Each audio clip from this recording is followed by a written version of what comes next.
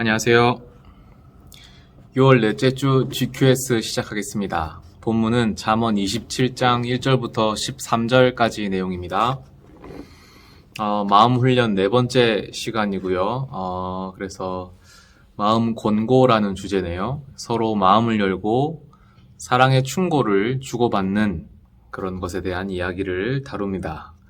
본문의 내용은 지혜로운 사람이 함부로 자기 자랑의 늪에 빠지지 않고 또 자신에 대한 평가를 타인에게 맡기고 또 타인의 충고를 기쁘게 받아들인다. 그런 내용을 전체적으로 다루고 있습니다. 한 절씩 자세히 보겠습니다. 먼저 1절입니다. 너는 내일 일을 자랑하지 말라. 하루 동안에 무슨 일이 일어날는지 내가 알 수 없음이니라. 여기서 내일은 문자적으로는 앞으로 다가올 날들을 말합니다. 그래서 이 내일은 하나님께 속한 영역이죠. 그래서 우리 인간은 내일 무슨 일이 일어날지 알 수 없습니다. 그래서 내일 일을 자랑하지 말아야 하겠습니다. 이렇게 내일이란 인간의 한계를 깨닫게 하고 겸손으로 인도합니다. 2절, 타인이 너를 칭찬하게 하고 내 입으로는 하지 말며 외인이 너를 칭찬하게 하고 내 입술로는 하지 말지니라. 이 1절에서 나오는 자랑이라는 동사와 2절에서 나오는 칭찬이라는 동사 모두 히브리어로는 할랄이라는 같은 동사입니다.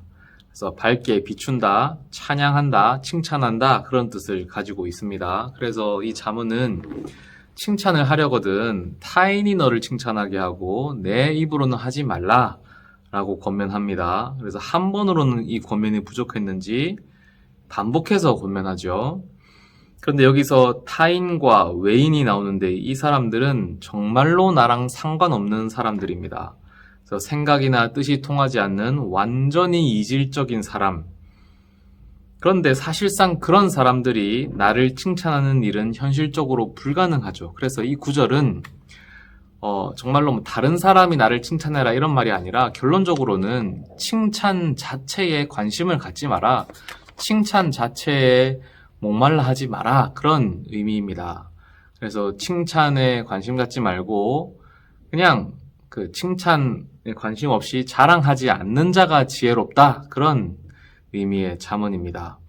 예를 들어서 예수님께서도 누가복음 6장 26절에서 모든 사람이 너희를 칭찬하면 화가 있도다.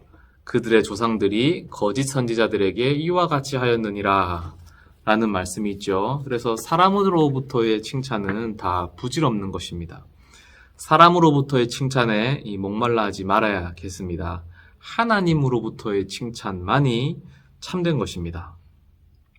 3절, 돌은 무겁고 모래도 가볍지 아니하거니와 미련한 자의 분노는 이 둘보다 무거우니라. 돌도 무겁고 모래도 무거운데 미련한 자의 분노는 이들보다 더 무겁다. 그래서 여기서 무겁다는 것은 단순히 물리적인 무거움뿐만 아니라 무거운 짐, 부담, 걱정, 괴로움 다 포함합니다. 그래서 분노가 가져오는 미련한 측면, 육체적인 필요, 정신적인 고통, 괴로움 이런 것들 다 포함하고 있는 잠언입니다.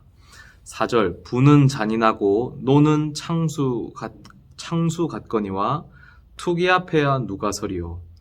이 구절을 세번역 성경은 이렇게 번역했습니다. 분노는 잔인하고 진노는 범람하는 물과 같다고 하지만 사람의 질투를 누가 당하여낼 수 있으랴. 그러니까 3절과 이어지는 잠언이죠. 3절에서 분노가 무겁다라고 이야기를 했습니다. 그렇게 분노라는 것이 잔인하고 또 범람하는 물과 같다라고 하는데 그것보다 더 무서운 것이 사람의 질투라고 하더라라는 잠언이죠.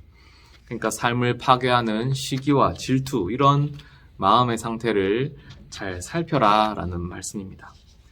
5절, 면책은 숨은 사랑보다 나으니라. 이 면책이라고 하면 책임, 특별히 채무의 책임을 면하는 것 그런 뜻인데 이게 왜 이런 단어로 번역이 됐는지 잘 모르겠는데 원어의 원래 뜻은 솔직한 질책입니다. 그러니까 원문의 뜻은 드러내놓고 꾸짖는 것이 속으로 사랑하는 것보다 낫다라는 잠언인데요. 그러니까 포인트는 사랑이 담긴 질책 여기에 있습니다. 이게 다음 절과 연결되는데 6절에 친구의 아픈 책망은 충직으로 말미암는 것이나 원수의 잦은 입맞춤은 거짓에서 난 것이니라. 여기서 친구라는 단어는 오헤브라고 해서 문자적으로는 사랑하는 자입니다. 그래서 뼈아픈 충고나 질책은 사랑하는 마음 없이는 불가능하죠. 반면에 원수는 잦은 입맞춤을 하는데 이 원수의 문자적인 의미는 미워하는 자입니다.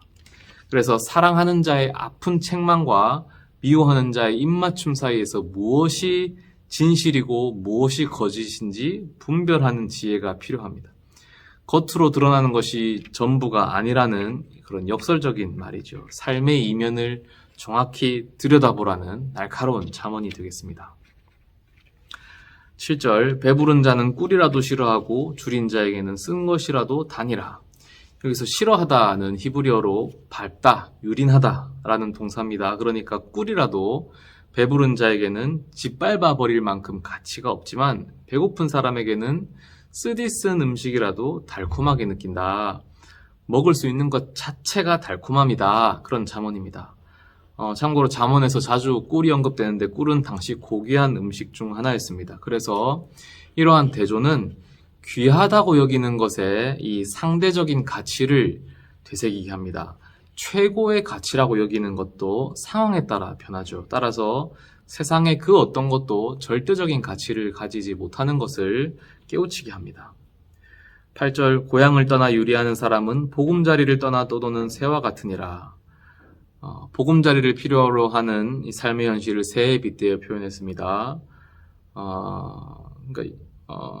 정처 없이 떠도는 삶은 고되지요. 이것은 이스라엘 자체가 타국인으로 살았던 것이고 또는 그와 비슷한 경험을 했던 민족들의 불안한 삶의 현실이나 혹은 인간 실존 자체의 문제를 숙고하게 만드는 잠언이라고 볼 수 있습니다. 9절 기름과 향이 사람의 마음을 즐겁게 하나니 친구의 충성된 권고가 이와 같이 아름다우니라. 친구의 소중함과 그 친구의 조언에 더 큰 가치를 두고 우정을 강조하는 잠언입니다. 10절과 이어집니다. 10절 내 친구와 내 아비의 친구를 버리지 말며 내 환난 날에 형제의 집에 들어가지 말지어다. 가까운 이웃이 먼 형제보다 나으니라. 친구는 물론 아버지의 친구까지 확장시켜서 관계를 저버리지 말라고 충고합니다. 그러면서 지금 가까운 사람의 중요성을 강조하고 있는 잠언입니다. 11절 내 아들아 지혜를 얻고 내 마음을 기쁘게 하라. 그리하면 나를 비방하는 자에게 내가 대답할 수 있으리라. 아들이 지혜로우면 부모의 기쁨입니다. 아들이 어리석음이 아니라 지혜를 구할 때에 아버지의 원수는 가족을 공격할 소재를 찾지 못하고요. 부모 또한 자신의 교육이 그릇되지 않았음을 당당하게 말할 수 있습니다. 12절 슬기로운 자는 재앙을 보면 숨어 피하여도 어리석은 자들은 나가다가 해를 받느니라. 이 문제가 다가오는 것을 보게 되면 그 문제를 피하기는 쉽죠. 슬기로운 자는 이런 감각을 가지고 있는 겁니다. 그래서 문제를 헤쳐나갈 수 있습니다. 반면에 어리석은 자들은 앞으로만 뛰어들어서 그 결과로 고통을 받게 됩니다. 13절 타인을 위하여 보증선자의 옷을 취하라.